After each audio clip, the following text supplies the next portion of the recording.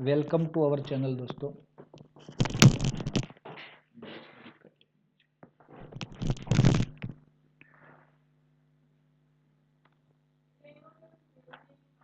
Yes, 9th part के अंदर कल हमने क्या देखा था दोस्तों?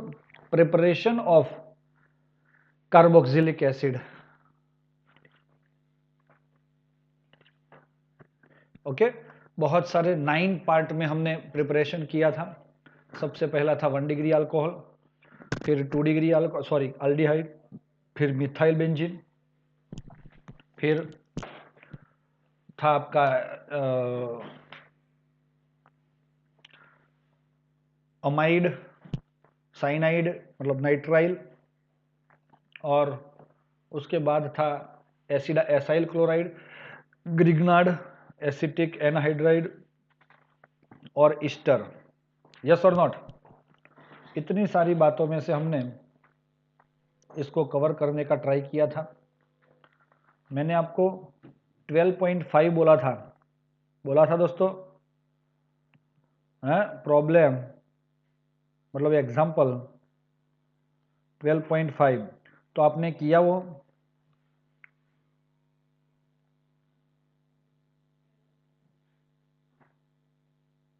नहीं किया, ये गलत है। ये खुद बेटा आज थोड़ा टाइम निकाल के कर लेना तो ज़्यादा आपको मज़ा आ जाएगा उसके अंदर। चलो ये हो गया है। उसके बाद वाला कुछ इंटेक्स के कुछ क्वेश्चन है, देखो 12.7। उसमें लिखा है show how each of the following compound can be converted to benzoic acid. बोलो दोस्तों, हमें फाइनल प्रोडक्ट बेंजोइक एसिड बनाना है। इथाइल बेंजीन पहला वाला, तो मैंने ये इथाइल बेंजीन ड्रॉ कर लिया, CH2 CH3। दूसरा है एसीटोफिनॉन, ये हो गया बेंजीन रिंग पे COCH3। तीसरा है ब्रोमोबेंजीन,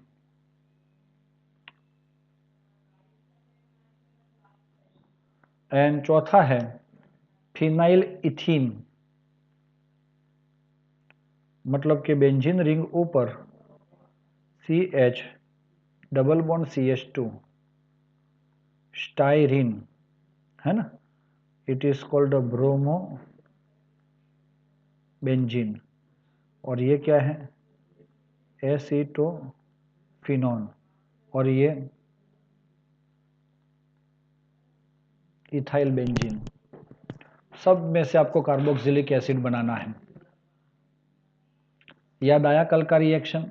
देखो दोस्तों, alkyl benzene, preparation of what?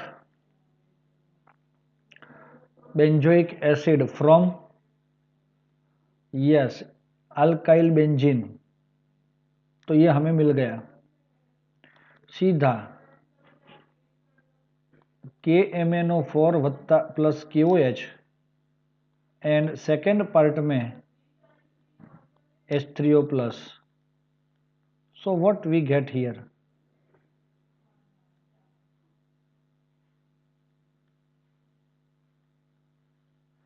COOH, benzoic acid. क्या मिला आपको? Benzoic acid. सिमिलरली अगर आप सोच रहे हो कि COCH3 है आपके पास, COCH3 का मतलब क्या होगा? एसीटोफिनॉन, मतलब कीटोन।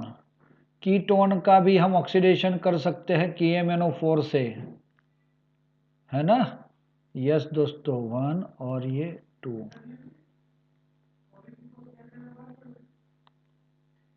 तो हमें मिल जाता है COOH plus H2O plus CO2, सीधी सी बात। अगर यहाँ पे अल्कीन हमें, अरे सॉरी, ब्रोमो दिया हुआ है, क्या दिया है? ब्रोमो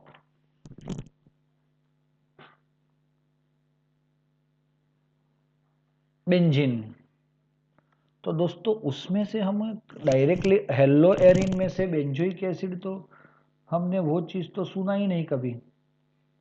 सीधा COOH आ जाए इसके ऊपर। तो दोस्तों हमने CO2 वाला देखा है, मैग्नीशियम के साथ ड्राई ईथर वाला रिएक्शन अगर करोगे ग्रिग्नार्ड, तो ये हमारे चैप्टर 10 वाला है topic, hello alkane and hello Erin वाला। यहाँ पे मिलेगा MgBr। और फाइनली इसका रिएक्शन हम, पता चला आपको क्या करना है, ग्रिग्नार्ड रिएजेंट से करेंगे CO2 से।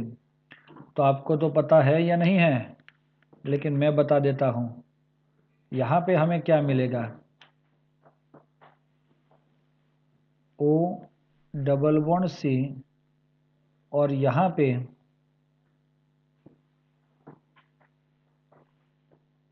ये बेंजीन आ गया, और O साथ के साथ MgBr निकलेगा। और फाइनली उसका H3O+ के साथ हाइड्रोलिसिस करेंगे तो H+ एंड OH- ब्रेक होके ये सीधा, मतलब क्या हुआ समझ में आया? यहां पे होगा from alkyl benzene from ketone by Grignard reaction with CO2, ऐसा लिख सकते हैं हम। और ये क्या है तो सर ऐसा, तो ये अल्काइल हो या अल्किन हो, सब में सिमिलर अल्काइल बेंजीन वाला ही रिएक्शन होता है। और H+ प्रेजेंस में जितने भी कार्बन है वो सब उड़ के COOH बनना इसका काम है दोस्तों। बच्चों कुछ समझ में आया? यहाँ पे ग्रिग्नार्ड, और ये क्या हुआ, अल्काइल बेंजीन। तो सिर्फ इतनी सी बात है इसके अंदर कि आपने देखा कि ये अगर COCH3 है, CH2CH3 है और CH डबल बॉन्ड CH है, तो सेम प्रोसेस हो रहा है, ये और ये तीनों, और सेम प्रोसेस से हमें सेम प्रोडक्ट भी मिल रहा है। ओके दोस्तों, अरे ओके भाई,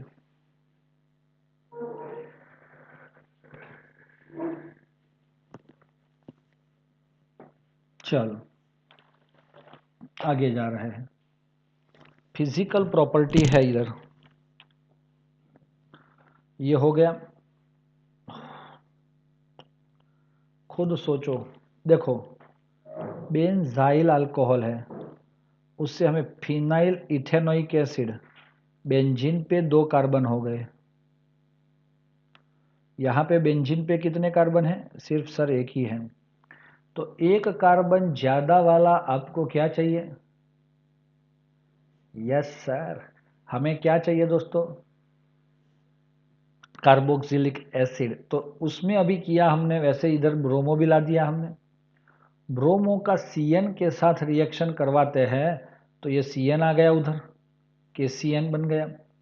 KCN के साथ रिएक्शन करवाएंगे तो -KCl, नहीं KBr रिमूव हो जाएगा, और ये हाइड्रोलिसिस होके हमें ये मिल गया। पता है ना, CN का हाइड्रोलिसिस COOH बनाता है, -NH3 अमोनिया गैस रिलीज होता है। मेटा नाइट्रोब्रोमोबेंजीन, मैग्नीशियम यहाँ पे ऐड हुआ तो ये ग्रिग्नार्ड हुआ। CO2 के साथ अगर रिएक्शन किया तो सीधा COOH बेंजोइक एसिड। तो Br में से COOH लाना है तो CO2 वाला प्रोसेस। अभी जो हमने ये नीचे ब्रोमोबेंजीन वाला किया ना 3rd नंबर का, ये वाला वैसे ही बनाते हैं हम। इसके ऊपर वाला ये 4 वाला COCH3, मतलब ये भी एसीटोफिनोन ही हुआ, मतलब ये 2nd वाला हुआ। सेम रिएक्शन, कोई टेंशन नहीं। और यहाँ पे ये डबल बॉन्ड आया ना साइक्लोहेक्सीन, तो क्या होगा, KMNO4 है ना, डबल बॉन्ड ब्रेक करता है और बच्चे कार्बन दोनों साइड पे COOH लगा दिया बस। ऐसा इसमें भी दिखा हमें, स्टाइरिन में थोड़ा बहुत, लास्ट वाले में। तो ये सारी चीजें जो अगर हम समझ रहे हैं वो ऑलरेडी हमें समझाई गई है इधर, है ना। सिमिलर प्रोसेस से काम हो रहा है। और ये देखो अल्डिहाइड में से कार्बोक्सिलिक एसिड, तो टॉलेंस ले लो या फेहलिंग भी ले सकते हो। समझ में आया दोस्तों? टॉलेंस और फेहलिंग। बच्चों समझ में आया?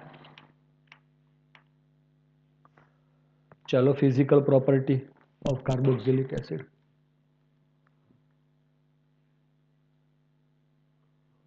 नाइन कार्बन तक कलरलेस होते हैं। सबसे पहला पॉइंट है कलर, दूसरा पॉइंट है ऑर्डर। तो कलर कैसा है? तो सब लोग कलरलेस है। और liquid at room temperature with unpleasant smell, पसंद में आए नहीं ऐसी स्मेल।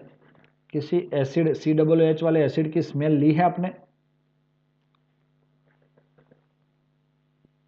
यस सर, हमने विनेगर जो होता है, विनेगर को स्मेल किया है ना, एसिटिक एसिड है वो, ऐसी ही स्मेल, बहुत खराब, हमें अच्छी न लगे वैसी स्मेल होती है। Carboxylic acid are higher boiling liquid than aldehyde. भाई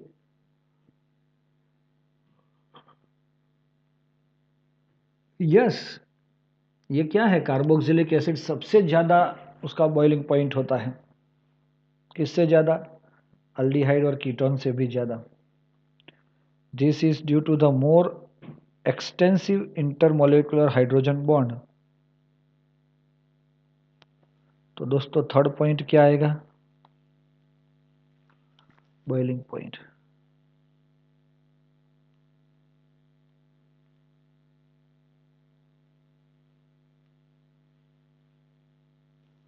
तो ये क्या हुआ दोस्तों?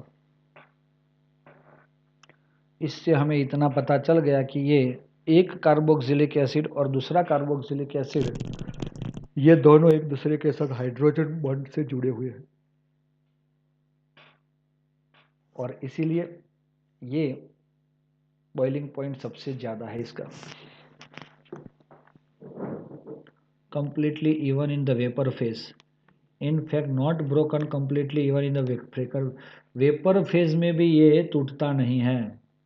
मतलब ये दोनों कार्बोक्सिलिक एसिड के मॉलिक्यूल चिपक के ही ऊपर जाते हैं। डाइमर, डाइमर है, देखा ना इधर देखो, ये देखा फिगर आपने, उसमें डाइमर लिखा है। ये डाइमर मतलब दो मॉलिक्यूल, दो यूनिट्स एक दूसरे के साथ हाइड्रोजन बॉन्ड से जुड़े हैं। ये कौन सा बॉन्ड है? Hydrogen bond. Are not broken completely even in the vapor phase. In fact, most carboxylic acid exist as dimer in the vapor phase or in the aprotic solvent. Aprotic solvent. समझ में आया? Simple aliphatic carboxylic acids having up to 4 carbon by aliphatic carboxylic acid के पास कितने carbons होते हैं? 4 carbons होते हैं। Are miscible in water due to the formation of hydrogen bond with water. भाई पानी के साथ भी यह ऐसे हाइड्रोजन बॉन्ड बनाता है, देखा ना ये पानी का मॉलिक्यूल। तो ये हाइड्रोजन बॉन्ड की वजह से सॉल्युबिलिटी भी अच्छी है। Formation hydrogen bond with water, the solubility decrease with the increase in number of carbon. ये तो हर जगह पे होता है, जैसे जैसे नंबर ऑफ कार्बन बढ़ते हैं वैसे वैसे बॉइलिंग पॉइंट सॉल्युबिलिटी कम होती है।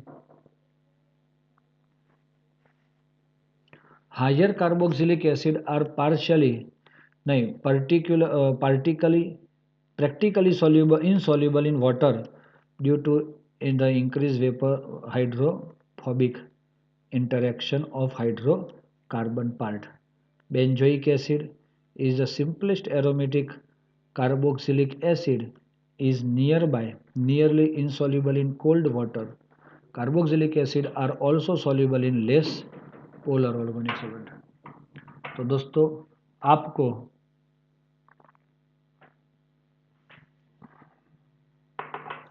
ये पता चलना चाहिए कि भाई ये सिर्फ ये जानने के लिए है, क्योंकि ये ओमिट किया हुआ पार्ट है आपका। ओके, अगर बच्चों आपको समझ में आ गया हो तो ये physical property same like aldehyde and ketone, तो चलेगा।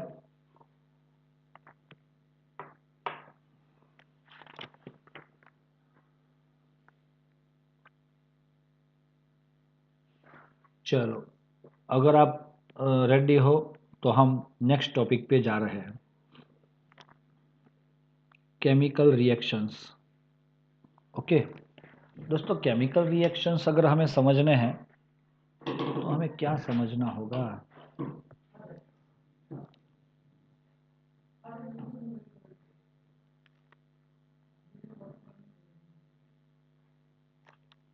केमिकल रिएक्शंस,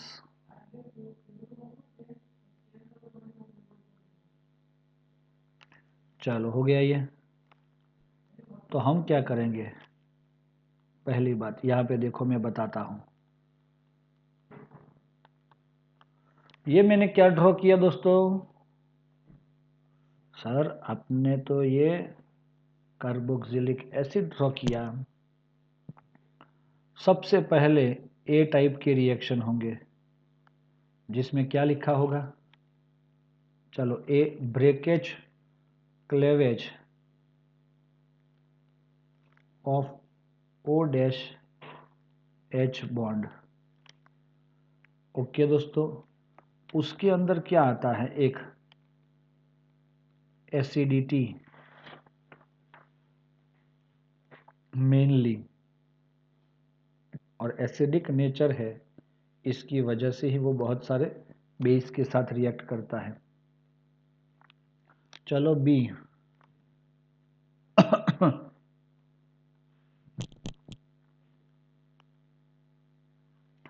दोस्तों क्या बोलोगे?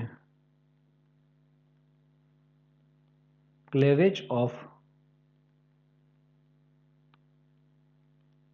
सी डैश ओ एच बॉन्ड। तो उसके अंदर हम करते हैं पहला वाला,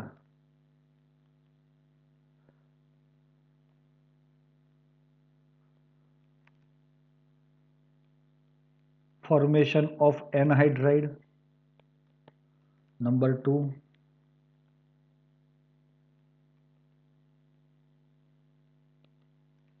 esterification. Number 3,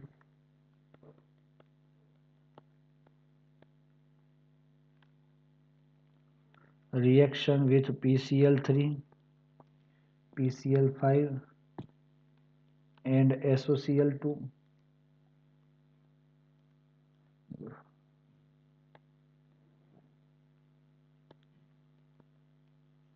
reaction with ammonia. चलो कुछ समझ में आया दोस्तों? इतनी 4 रिएक्शन हमें बी पार्ट में करनी है, जिसमें क्लेवेज क्या हुआ दोस्तों? Yes, C dash O bond. चलो अब क्या हो रहा है? सी टाइप की रिएक्शन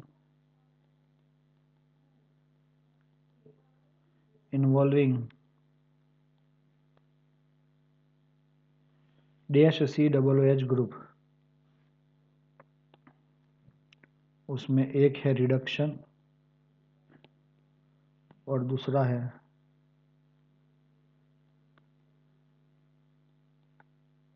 डिकार्बोक्सिलेशन।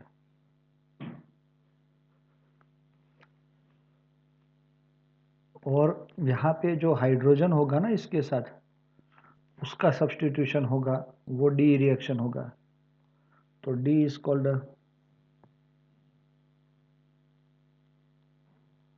सब्स्टिट्यूशन ऑफ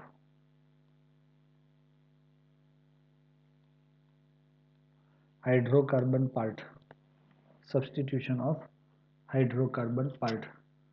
उसके अंदर आपके दो रिएक्शन होते हैं, एक है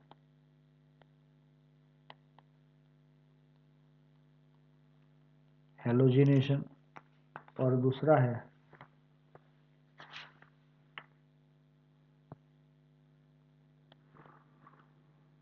रिंग सब्स्टिट्यूशन। तो ऐसे ही हम स्टेप बाय स्टेप एक एक रिएक्शन को इसके अंदर समझना चाहते हैं। आप लोग रेडी हो? अगर यहाँ तक का टॉपिक क्लियर हो गया, एडी वाला तक, तो आपका चैप्टर कंप्लीट हो गया। Over and out.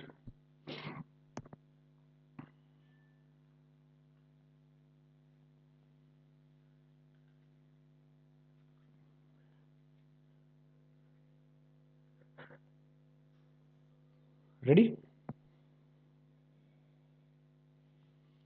सबसे पहले हम क्लेवेज ऑफ O-H बॉन्ड देखने वाले हैं, और उसमें पहला टॉपिक है और लास्ट टॉपिक है एसिडिटी। कौन सा टॉपिक सही है दोस्तों उसमें?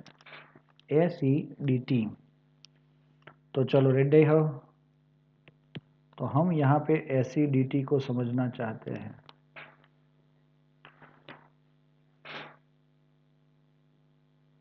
एसिडिटी के अंदर वो करता है reaction with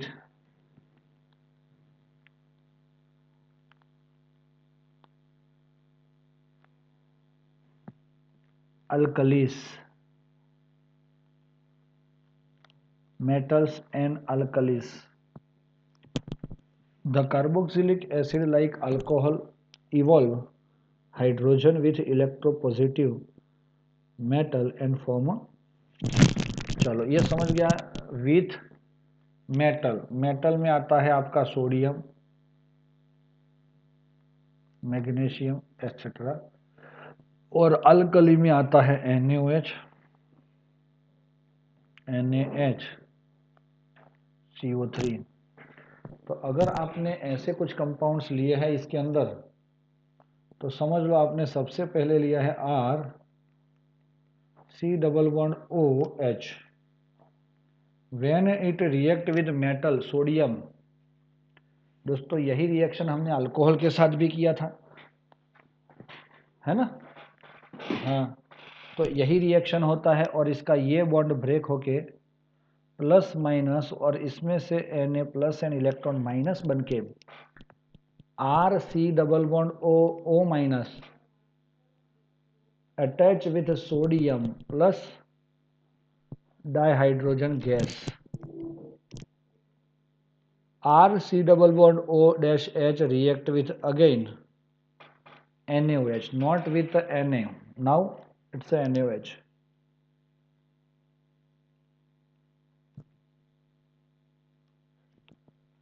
Then we will get here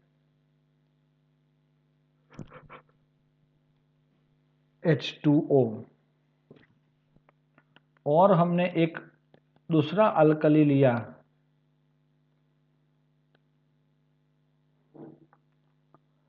sodium bicarbonate, then also RC++OO Na plus H2O plus CO2। पहले वाले रिएक्शन में H2 गैस था, दूसरे वाले रिएक्शन में H2O बना, तीसरे वाले रिएक्शन में H2O से CO2 भी मिला। चलो दोस्तों, ये जनरल प्रोसेस हो गई, जनरल रिएक्टिविटी हो गई किसकी?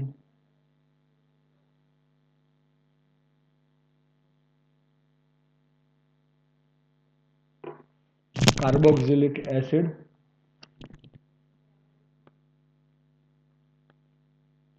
अगर एसिडिक है तो इसको आपको क्या करना चाहिए? H2O के साथ रिएक्शन करवाना चाहिए और उसका इलेक्ट्रॉन पेयर किसको देना चाहिए? हाइड्रोजन को।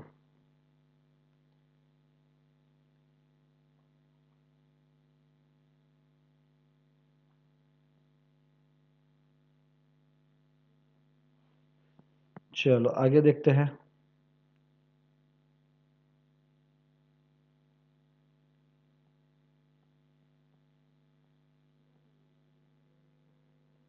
Resonance structure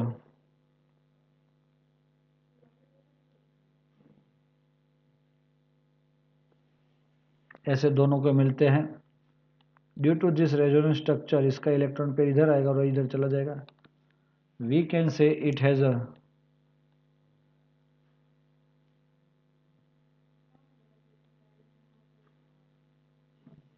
we get the resonance structure of this carboxylate ion. और ये रेजोनेंस स्ट्रक्चर की वजह से हमें क्या मिला, हमारा H प्लस जो है ये वाला, वो H प्लस रिलीज होने की टेंडेंसी बढ़ जाती है। क्या बढ़ जाती है दोस्तों? रिलीज होने की टेंडेंसी। चलो समझ में आया?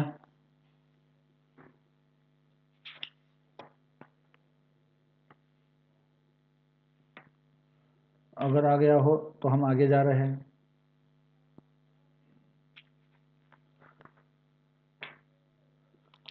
चलो 2 मिनट्स वेट करेंगे हम लोग।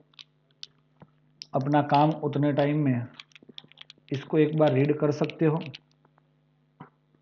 करो दोस्तों 2 minutes. I want 2 minutes. Okay, ये टॉपिक को रीड करो।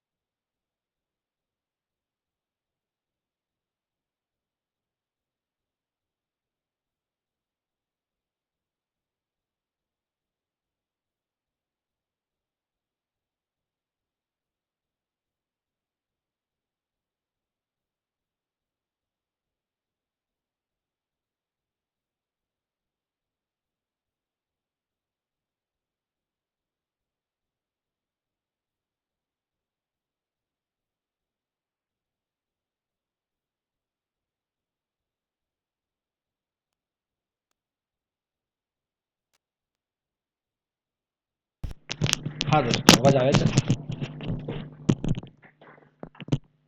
हेलो।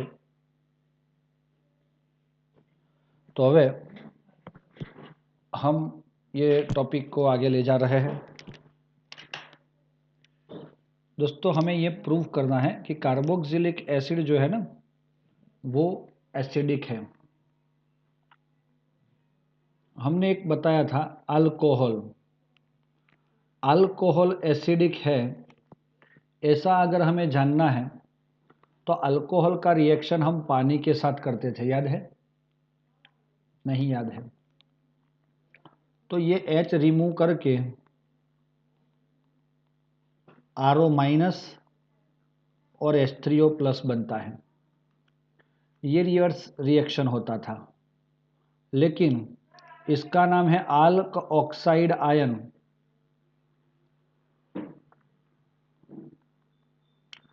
स्टेबिलिटी कैसी है इसकी?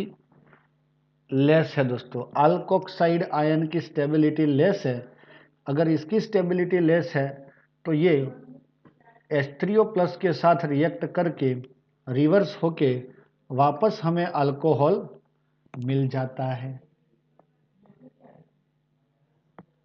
लेकिन दूसरा एक हमारा ऑप्शन था इधर, उसका बड़ा भाई फिनॉल। तो सर फिनॉल भी एसिडिक था ना? यस, अल्कोहल एसिडिक नहीं है लेकिन फिनॉल एसिडिक है। उसका रीजन आपने समझा था। क्या समझा था?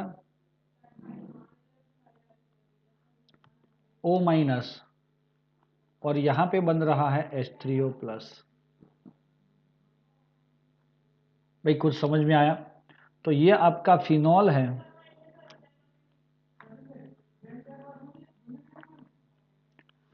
फिनोक्साइड आयन बोलेंगे इसको क्या बोलेंगे आप लोग? Phenoxide ion. अब दूसरी चीज कि भाई इसकी स्टेबिलिटी ज्यादा है। क्यों भाई? ड्यू टू रेजोनेंस, है ना? अब हमारा ये आया कौन? Carboxylic acid. उसको मैंने पानी में डाला तो ये क्या बन गया? प्लस होके इसमें चला गया, RC डबल बॉन्ड O और O माइनस। ऐसा है ना? अगर ये ऐसा है तो समझो कि इसके अंदर आपका ये कार्बोक्सिलेट आयन मिला। क्या मिला? Carboxylate ion. लेकिन इसका ये बॉन्ड टूट के इसके ऊपर जा रहा है।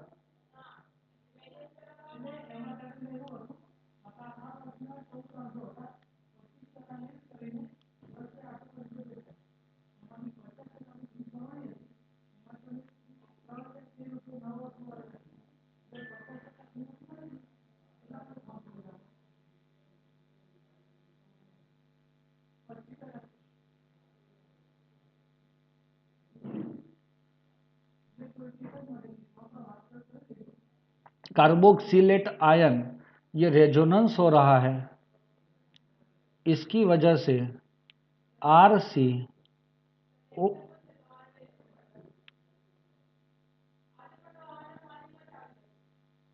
O minus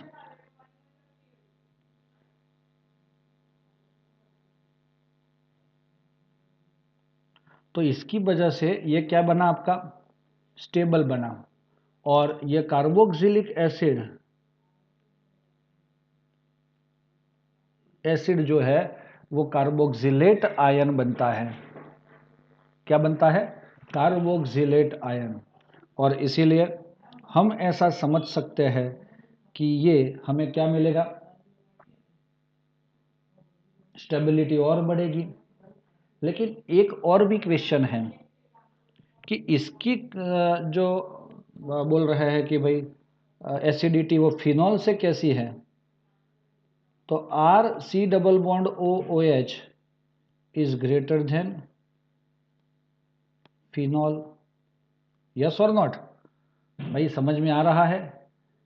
is greater than phenol. क्यों ऐसा हुआ? क्योंकि इसमें रेजोनेंस के दौरान जो इलेक्ट्रॉन पेयर जा रहा है वो कहाँ पे जा रहा है?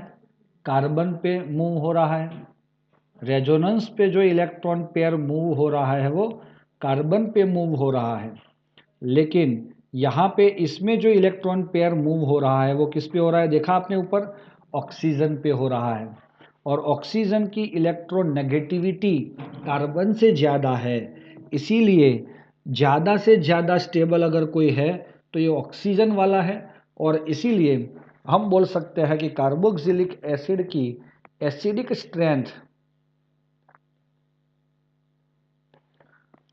Is greater than phenol. भाई समझ में आया आपको? आया? यस। RCOOH जब पानी के साथ रिएक्ट करेंगे तो क्या मिलेगा, RCOO minus plus H3O plus. चलो दोस्तों समझ में आया? ये है आपका एक्वायस लिक्विड और एक्वायस। तो दोस्तों इसका इक्विलिब्रियम कांस्टेंट जो होगा K EQ is equal to concentration of COO minus into concentration of H3O plus upon concentration of CH3COOH into concentration of H2O। भाई ये H2O तो लिक्विड है और लिक्विड का कंसंट्रेशन तो कांस्टेंट होता है, तो हमें मिल जाता है Ka, क्योंकि H2O को मैंने Keq के साथ मल्टीप्लाई कर लिया और एक नया कांस्टेंट Ka लिख लिया, और उस Ka को हम क्या बोलते हैं, इक्विलिब्रियम कांस्टेंट या तो ionization constant of weak acid, ionization constant of weak acid बोल सकते हैं हम दोस्तों। तो दोस्तों ये Ka एंड H3O प्लस का रिलेशन क्या है, तो हम इसका ये रिलेशन दिखा सकते हैं दोस्तों। चलो इसका स्क्रीनशॉट ले लो, तो हम आगे जा रहे हैं। ओके, हम ये फॉर्मूला के अकॉर्डिंग ऐसा लिख सकते हैं कि Ka is proportional to H3O plus,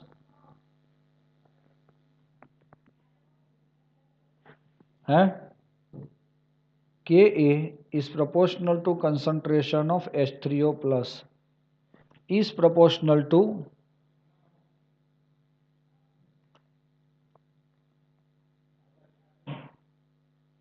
acidic strength is proportional to 1 upon pKa।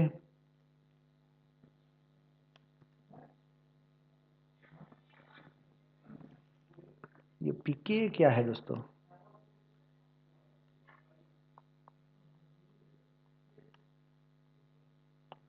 pKa is equal to minus log 10 Ka।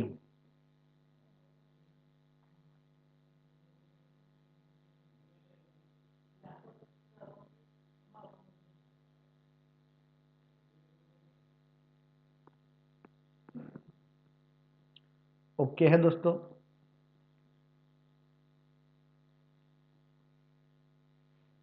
चलो तो इसके अकॉर्डिंग भी आप ऐसा बोल सकते हो कि आपका एसिड कैसा कैसा हो सकता है।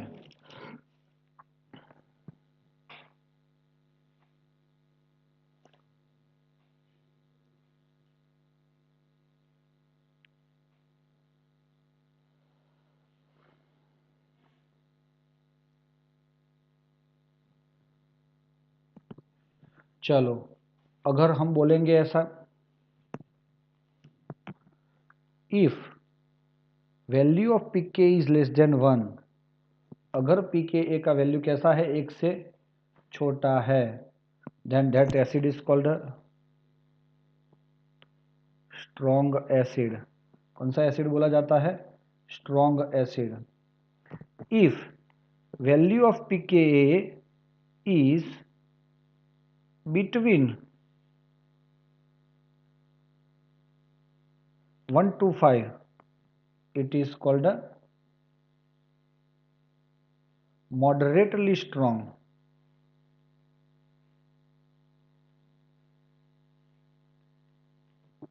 okay, and weak acid कैसा भाई?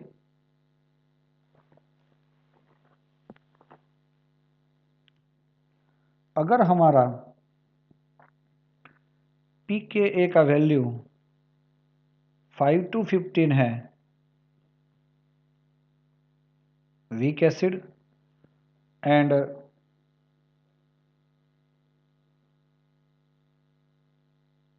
ग्रेटर देन 15, तो ये क्या हो जाएंगे? Extremely weak acid, extremely weak acid. तो ये आप याद रख सकते हो इसको कि भाई ये तो देख लिया ना, जितना पीके का वैल्यू कम होगा उतना ज़्यादा वो एसिडिक होगा। तो ये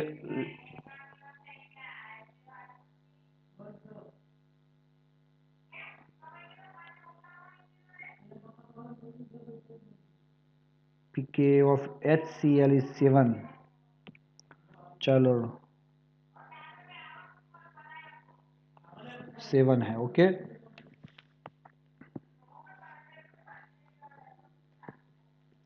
फिर pK of trifluoro acetic acid CF3 COOH 0.23। फिर बेंजोइक एसिड, अच्छा HCl का -7 है, बेंजोइक एसिड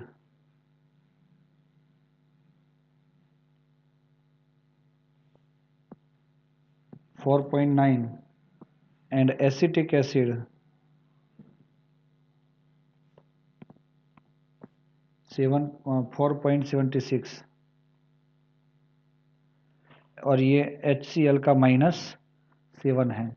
दोस्तों ये एक MCQ में पूछा जा सकता है, ये भी एक MCQ में पूछा जा सकता है कि भाई इसमें से कौन सा एसिड ज़्यादा स्ट्रॉन्ग है, बताओ मुझे। ये सब में सबसे ज़्यादा स्ट्रॉन्ग एसिड कौन है दोस्तों?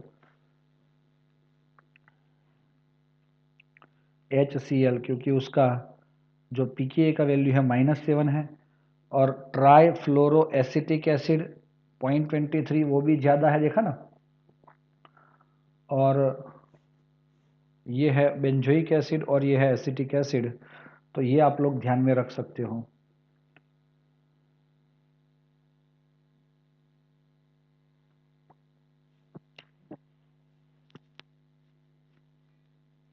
Carboxylic acids are weaker than mineral acid.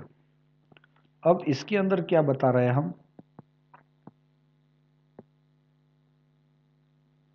Mineral acid is greater than carboxylic acid is greater than phenol.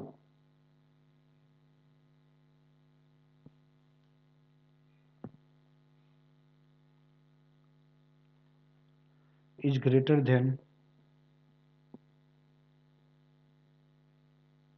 Ethanol. दोस्तों इनका pKa का वैल्यू ऑलमोस्ट, ये तो -7 था, है ना। कार्बोक्सिलिक एसिड का भी आपने देख लिया कौन सा है, ये 0 to 5 के बीच में है ना, यस। फिनॉल का भी आपने देखा कितना है, तो इट इज ऑलमोस्ट 10, और इथेनॉल का तो ऑलमोस्ट 16 है। तो इसीलिए हम बोल सकते हैं कि भाई ये सबसे ज़्यादा एसिडिक कौन है? मिनरल एसिड में -7 था, किसका? HCl का, इसीलिए HCl मिनरल एसिड में आएगा।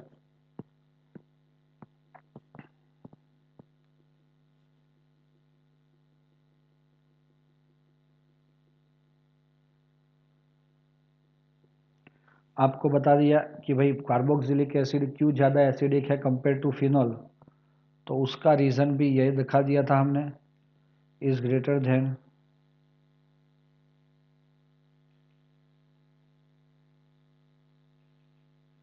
OH।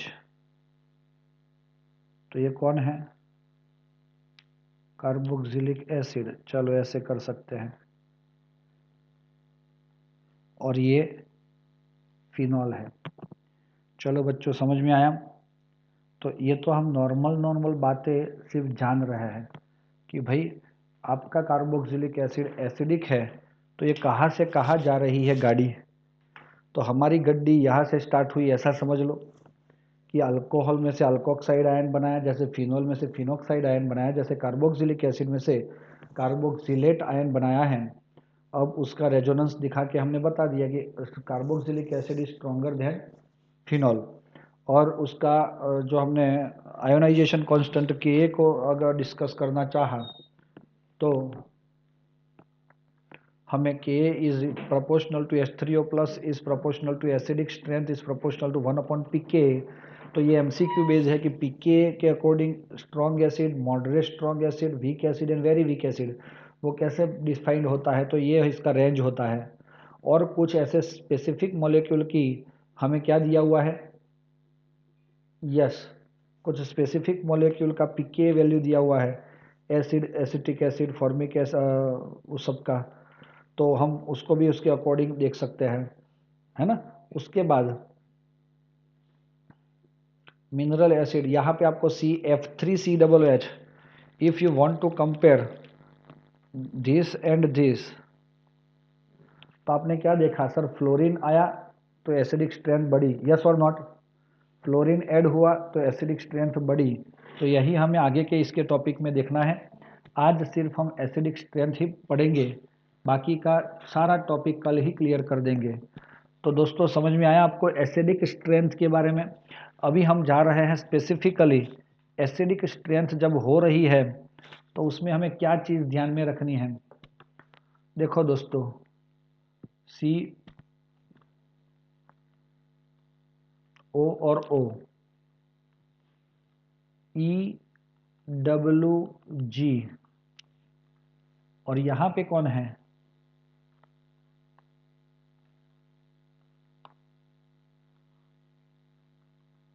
EDG। चलो मैं आपको EWG का महत्व समझाता हूं। इलेक्ट्रॉन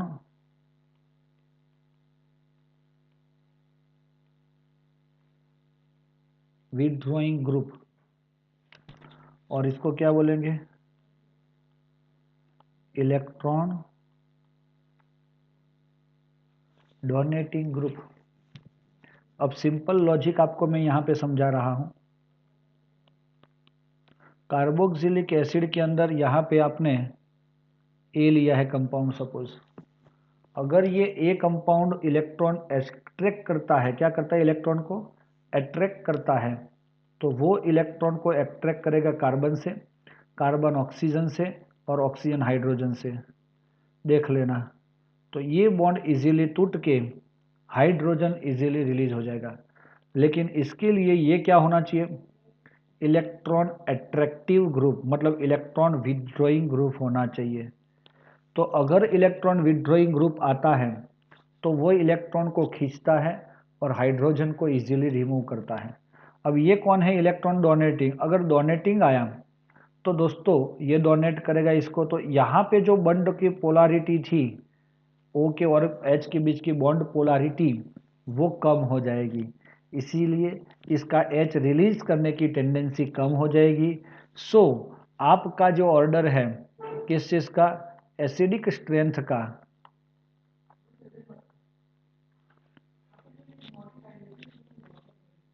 वो हमें क्या मिलेगा इसमें? Yes, EWG and EDG, electron donating and electron withdrawing group जो है, वो जुड़ने से भी हमें एसिडिक स्ट्रेंथ का इतना पता चलता है।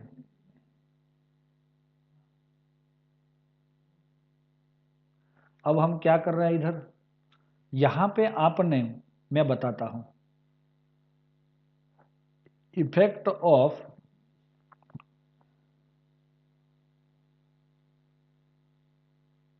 ग्रुप्स।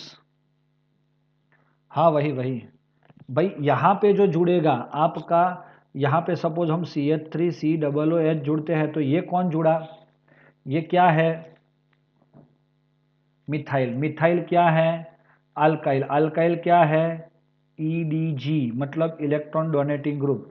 तो ऐसा कंपाउंड होगा तो वो इजीली H रिलीज नहीं करेगा। कुछ स्पेसिफिक हम दे रहे हैं ऐसे ग्रुप, यहाँ पे मैं A लिखा है ना, वो A की जगह मैंने PH लिखा है, सपोज बेंजीन लिखा है, तो उसकी एसिडिक स्ट्रेंथ आयोडीन से कम होती है, Br से कम होती है, Cl से और F से कम होती है। अगर F जुड़ता है तो उसकी एसिडिक स्ट्रेंथ फिनाइल वाले से भी ज़्यादा है, एक ही जगह। कुछ समझ में आ रहा है? और आगे देखेंगे तो उससे भी ज़्यादा है Cn, cyanide. Electron withdrawing nature NO2 का सबसे ज़्यादा है दोस्तों। और भी हमारे पास आया CF3।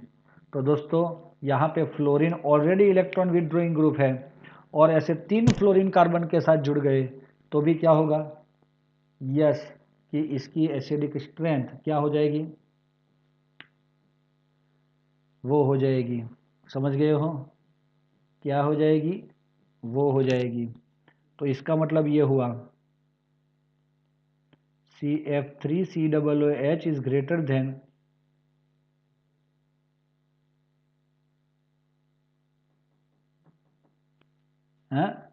CCl3COOH is greater than CBr3COOH। मतलब ये जैसे जैसे आपके इलेक्ट्रॉन विड्रॉइंग ग्रुप की स्ट्रेंथ बढ़ती रहेगी वैसे वैसे ये क्या होता रहेगा, एसिडिक स्ट्रेंथ बढ़ेगा। तो मुझे बताओ, इधर तीनों हाइड्रोजन थे, वहाँ पे हमने फ्लोरीन लगा दिया, तो उसकी इलेक्ट्रॉन अट्रैक्टिंग टेंडेंसी अब क्लोरीन से तो ज़्यादा ही है, क्योंकि वो लेस इलेक्ट्रोनेगेटिव है। अब ऐसे कंपाउंड में अगर कोई आपको पूछेगा कि आपका 3 क्लोरीन में से 1 क्लोरीन की जगह हाइड्रोजन है, तो उसकी एसिडिक स्ट्रेंथ कम हो जाएगी।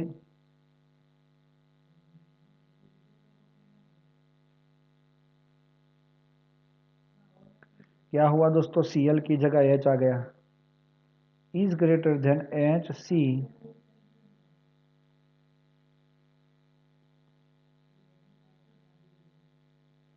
और COOH। तो दोस्तों एसिडिक स्ट्रेंथ में जैसे जैसे आपका हेलोजन बढ़ा, लेकिन हेलोजन मतलब कौन, इलेक्ट्रॉन विड्रॉइंग ग्रुप, वैसे वैसे भी एसिडिक स्ट्रेंथ क्या होती है दोस्तों, बढ़ती है। चलो आप इसका भी क्या करो, स्क्रीनशॉट ले लो दोस्तों। ओके,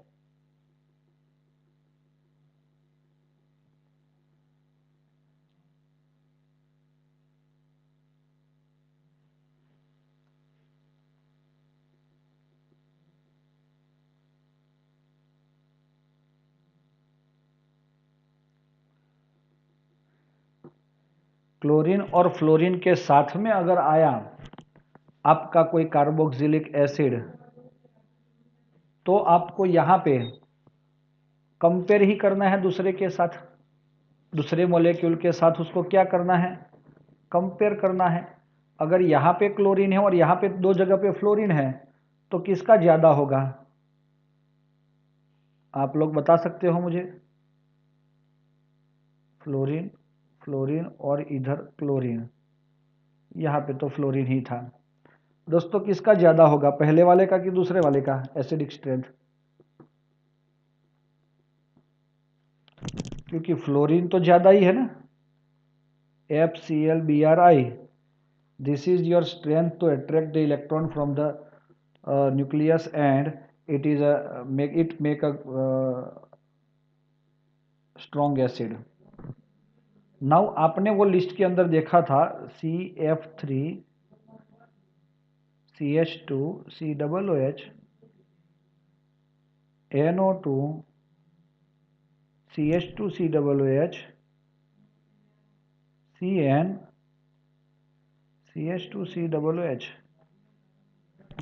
तो जो ऑर्डर मैंने दिया था आगे वाला, वो ऑर्डर के अंदर हमने यही बताया आपको कि भाई CF3 का सबसे ज़्यादा है इलेक्ट्रॉन अट्रैक्टिंग टेंडेंसी ये, उसके बाद थोड़ा कम NO2, उसके बाद CN, फिर FClBrI उल्टा। सोचोगे तो समझ में आएगा कि नहीं? यस। चलो और देख लेते हैं एक दो।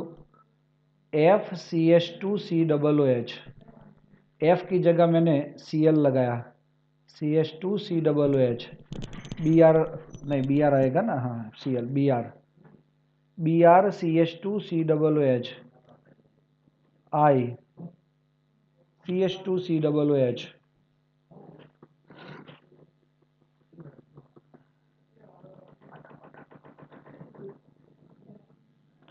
तो ये हो जाएगी उसकी एसिडिक स्ट्रेंथ, अगर आपको समझ में आई हो तो, है ना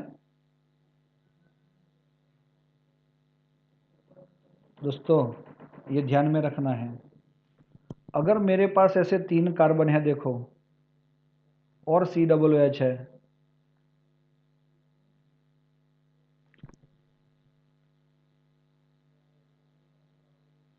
तो ये 4th कार्बन COOH है। अगर मेरा फ्लोरीन इधर है पहले कार्बन पे, यहाँ पे दूसरे पे, और यहाँ पे तीसरे पे, तो क्या होगा दोस्तों? एसिडिक स्ट्रेंथ बढ़ती ही जाएगी। अरे भाई, बढ़ती जाएगी कि नहीं? यस, बढ़ती जाएगी। तो दोस्तों, क्योंकि यहाँ पे डिस्टेंस बढ़ रहा है, फ्लोरीन सबसे नज़दीक है, फ्लोरीन थोड़ा दूर हुआ, और दूर हुआ तो एसिडिक स्ट्रेंथ कम हो जाती है। दूसरी चीज़, HHH, C double bond OH,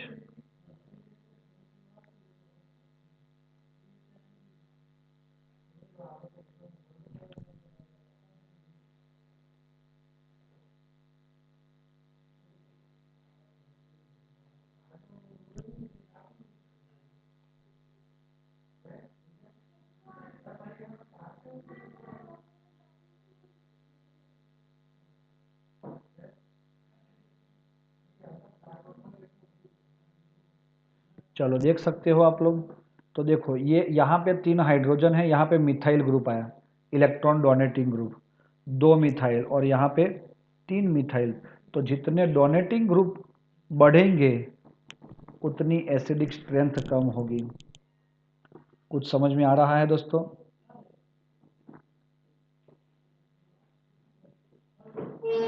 yes और not? Yes yes yes.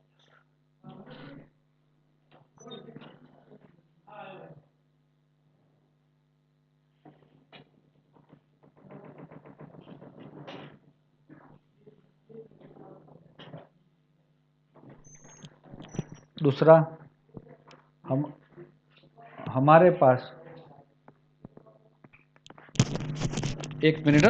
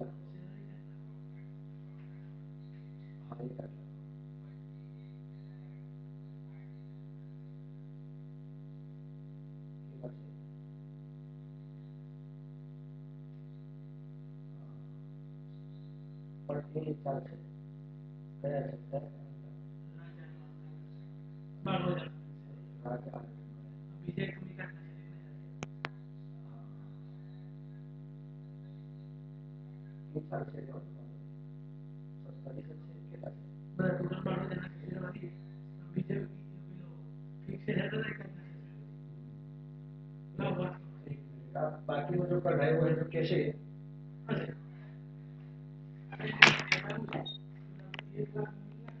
Hello, हाँ बच्चाओ, હવે આ લાસ્ટ છે આની અંદર કે ભાઈ તમે આ બેન્ઝીન રિંગ ઉપર COOH છે,